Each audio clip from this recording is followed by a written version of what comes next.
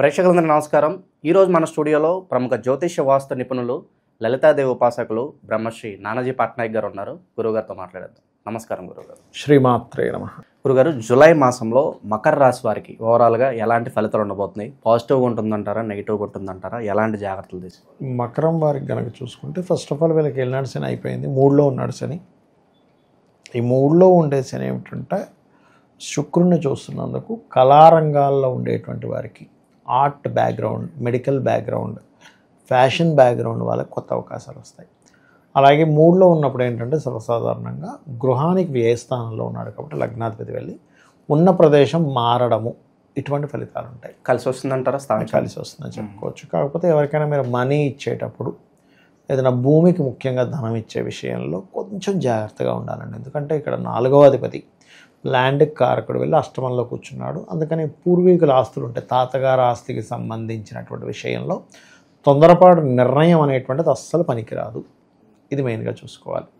అయితే వీళ్ళకి ఫైనాన్షియల్గా బాగా గ్రోత్ రావాలి అంటే కనుక ఓం నవవిద్రుమ బింబశ్రీ న్యక్కారి రథనచ్చదాయ నమః లేదా ఓం ధర్మాధ్యక్ష ధనాధ్యక్ష ధనధాన్య వివర్ధినియే నమః అని నామస్మరణ చేసుకోవాలి. ఇది బ్రహ్మాండంగా కలిసి వస్తుంది వీరికి. ఇక వైవాహిక జీవితం ఎలా ఉండబోతుంది గురుగారు? సంతానం కోసం అందరూ చూసే వాళ్ళకి గుడ్ న్యూస్లు ఏమైనా ఉన్నాయి? వైవాహిక జీవితం విషయంలో పెద్ద ఇబ్బంది ఉండదు. కాకపోతే ఏంటంటే ఇక్కడ 6వ అధిపతి సప్తమంలో ఉన్నందుకు బంధువర్గంలో ఉండే సంబంధాలు కుదురుతాయి. ఒకటి జీవిత విషయం దగ్గరికి వస్తే కనుక ఈ 12వ అధిపతి 6లో ఉన్నాడు. ఈ 12వ అధిపతి ఎప్పుడైనా 6లో ఉన్నప్పుడు ఏంటంటే కొంచెం చిన్న మాట చిన్న వచ్చినా పెద్ద ఇబ్బంది ఉండదు. మనం దాని నుంచి పెద్దగా భయపడాల్సిన పని లేదు. కేవలం వీరు విద్యా విషయంలోని, ఏదైనా మిషనరీస్ ప్రారంభించే విషయంలోని, భూములు కొనుగోలు చేసుకునే విషయంలో, రైతులు ఒక్కోసారి చూడండి వాళ్ళు పిచికారీ చేయవలసినవి, ఎందుకంటే కేతుతో ఉన్నాడు. కేతు ఈజ్ ఈ పురుగులు వీటికి కారకుడు. అంటే ల్యాండ్ స్థానంలో కేతు వచ్చి కూర్చున్నాడు. కాబట్టి ఏంటి, వీళ్ళు జల్లేటువంటి ఎరువుల విషయంలోని, పిచికారీ చేసే విషయంలో ఎక్కడైనా నెగ్లిజెన్సీ చేశారా వీళ్ళకి ఇబ్బంది ఇస్తుంది. అదొక్కటి చూసుకోవాలి వీళ్ళు. గురుగారు, ఈ రాశిలో ప్రత్యేకంగా మహిళలకు ఎలా ఉంటుంది గురుగారు? వాళ్ళు ఏదన్నా స్పెషల్గా వ్యాపారాలు ఏమైనా చేసుకుంటే బాగుంటుంది అంటారా? ఏదన్నా శుక్రుడు ఎప్పుడైనా సరే ఒకటేనండి, శుక్రుడు మహిళలకు కారకుడు. రాశి అనేది మహిళకైనా పురుషుడికైనా ఒకలాగే పనిచేస్తుంది. కానీ శుక్రుడు బలం బాగుంది కాబట్టి వీళ్ళు టీచింగ్స్, ట్రైనింగ్స్ లాంటి వాటిలోకి వెళ్తే కనుక బాగుంటుందని మనం చెప్పొచ్చు. ఎందుకంటే ధనకారకుడు, ప్రయత్నకారకుడు శుక్రుడు, శని ప్రయత్న స్థానంలో ఉండి గుర్రాసులో ఉన్నాడు. అలాంటప్పుడు ఎనీథింగ్ ట్రైనింగ్ ఇచ్చేటువంటి వాటిల్లో వాళ్ళకు బాగుంటుంది. అది కాకుండా శుక్రుడి నుంచి తర్వాత స్థానంలో గురువు ఉన్నాడు. సో ప్రొసీడింగ్స్లో గుడ్ ప్లానెట్ ఉన్నప్పుడు ఆటోమేటిక్గా అది మంచి ఫలితాలు ఇస్తుంది. మహిళలకి ఓ రకంగా చెప్పాలంటే మంచి అవకాశాలు వస్తాయి అని చెప్పొచ్చు మనం. ఓకే. ఇక విద్యార్థులు కావచ్చు, ఇతర రంగాల్లో ఉన్న వాళ్ళు కావచ్చు, ఈ రాశి వాళ్ళు సరైన నిర్ణయాలు సరైన సమయానికి తీసుకోగలుగుతారంటారా? వీళ్ళు తీసుకుంటారండి. ఎందుకంటే పంచమంలో శుక్రుడు ఉన్నప్పుడు ఏంటంటే క్రియేటివ్గా తీసుకుంటారు నిర్ణయాలు కూడా.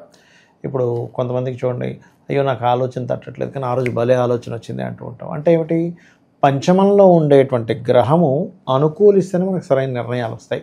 కొంతమంది ఏకసంతా గ్రహాలు ఉంటారు చూసారా, వాళ్ళ 5th లార్డ్ బాగుంటాడు. ఇప్పుడు మకరం నుంచి కూడా పంచమంలో శుక్రుడు ఉన్నాడు. సో ఎప్పుడైతే శుక్రుడు ఉన్నాడో ఆ శుక్రగ్రహం మీకు క్రియేటివ్గా ఏదైనా చేయడం వల్ల సక్సెస్ని ఇస్తుంది. అదొక్కటి బాగుంది వీళ్ళకి చెప్పాలంటే. అలాగే సంతానానికి కూడా మంచిది. పంచమంలో వీనస్ ఉన్నప్పుడు కొంతమంది ప్రత్యేకంగా నాకు స్త్రీ సంతానమే కావాలంటుంటారు.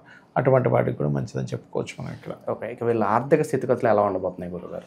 ఇందాక నేను చెప్పినట్టుగా కొంచెం ఈ ల్యాండ్కి సంబంధించిన, మెషినరీస్కి సంబంధించిన విషయాల్లో కొద్దిగా జాగ్రత్తగా ఉండాలి ప్రధానంగా చూసుకుంటే కనుక.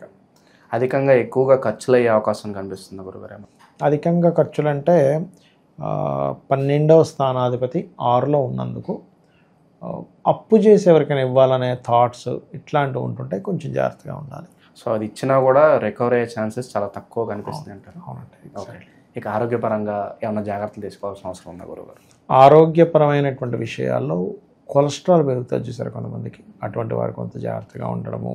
కొంతమందికి ఏంటంటే ఇండైజెషన్ ఇష్యూస్ వస్తుంటాయి. ఎందుకంటే డైజెషన్ పార్ట్ స్థానంలో శుక్రుడు ఉన్నాడు చూడడానికి. కాకపోతే అది ఏమైందంటే అష్టమంలో కుజకేతువులు ఉన్నప్పుడు కొంచెం వేడి చేయడం ద్వారా వచ్చేటువంటి హ్యూమిడిటీ పెరగడం వల్ల ఇవి జాగ్రత్త తీసుకోవాలి.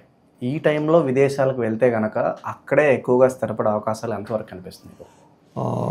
హయ్యర్ ఎడ్యుకేషన్ కోసం వెళ్ళే ప్రయత్నం ఫలిస్తుందండి ఈ టైంలో. ఎందుకంటే మనకి చాలామంది చూసుకుంటే కనుక స్టూడెంట్ వీసా మీద వెళ్ళి అక్కడ మళ్ళీ ఏదో జాబ్ చేసుకుంటూ ఉంటారు.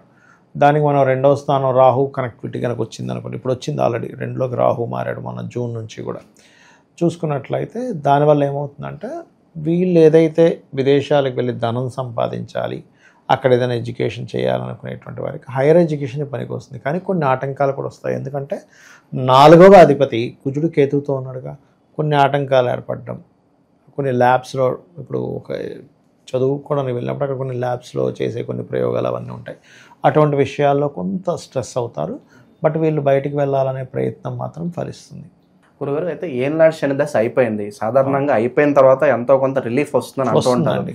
ఆ రిలీఫ్ వచ్చిన పీరియడ్లో ఎక్కువగా ఫ్రీడమ్ దొరుకుతుంది. సో ఎక్కువ తప్పులు చేసే అవకాశాలు ఉంటాయి. సాధారణంగా ఈ స్పేస్లో ఎలాంటి జాగ్రత్తలు తీసుకోవాలి ఓవరాల్గా వీళ్ళు? అంటే ఏలినాటి శనిలో ఎప్పుడు తప్పు చేస్తాడంటేనండి 12లో శని సంచారం చేసేటప్పుడు తప్పు చేస్తాడు. 12 అంటే వ్యసనాలు, ఖర్చులు, రకరకాల వ్యసనాలు. అందులో మందు ఉండొచ్చు, సిగరెట్ తాగేది ఉండొచ్చు, అమ్మాయిలు ఉండొచ్చు, ఇంకేమైనా క్యాజినోస్ అని రకరకాల బెట్టింగ్స్ అని అందులోకి వెళ్ళిపోయి ఇబ్బంది పడతాడు. 12లో ఉంటాయి. అది 2లో 3లోకి వెళ్ళిపోయాక ఏంటంటే అలాంటిది ఇవ్వడు. కానీ వాళ్ళ పర్సనల్ చార్ట్లో కనుక 12వ స్థానం పాడైతే మనం చెప్పలేం.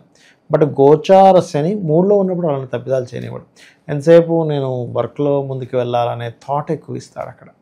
అది ఓకే. ఇక ఎలాంటి పరిహారాలు చేసుకోవడం ద్వారా మంచి ఫలితాలు ఉంటాయి అంటారు గురుగారు? వీరికి అష్టమంలో కుజకేతులు ఉన్నారు కాబట్టి నన్ను అడిగితే దీక్షలు తీసుకోవడం, గణపతి సుబ్రహ్మణ్య స్వామి దీక్ష తీసుకోవడం ఒకటి బాగా పనిచేస్తుంది. రెండవది వారాహి అమ్మవారి స్తోత్రము లేదా హయగ్రీవ స్తోత్రము ఇట్లాంటివి బాగా పనిచేస్తాయి. ఓకే. ఏ పని చేయాలన్నా కాస్త ఆలోచిస్తూ ఉంటారు, ముందుకు వెళ్ళాలా వద్దా, సరైన నిర్ణయం తీసుకోవడం, కాస్త భయపడుతూ స్వభావాలు ఉంటారు. వాళ్ళు నిత్యం ధైర్యాన్ని పెంచుకోవడానికి ఏదైనా మంత్రం ఏదైనా ఉంటుందా? అంటే ఒకటేనండి, ఇక్కడ ఫస్ట్ ఆఫ్ ఆల్ 3వ స్థానం మనం ధైర్య స్థానంగా తీసుకుంటాం. సో 3rd హౌస్లో ఎప్పుడైతే శని ఉన్నాడో ఆటోమేటిక్గా ధైర్యం ఉంటుంది. ఇంకొంచెం మనకి అధైర్యంగా అనిపిస్తుంది అనుకుంటే ఒకటే చెప్తాను నేను ఎప్పుడు కూడా, దుర్గా నామాన్ని ఎక్కువ స్మరించండి. ఓం దుమ్ దుర్గాయ నమః. ఎందుకు అంటే మనకి ఏదో జరుగుతుందనే ఊహే మనకి భయాన్ని ఇస్తుందండి ఎప్పుడు కూడా.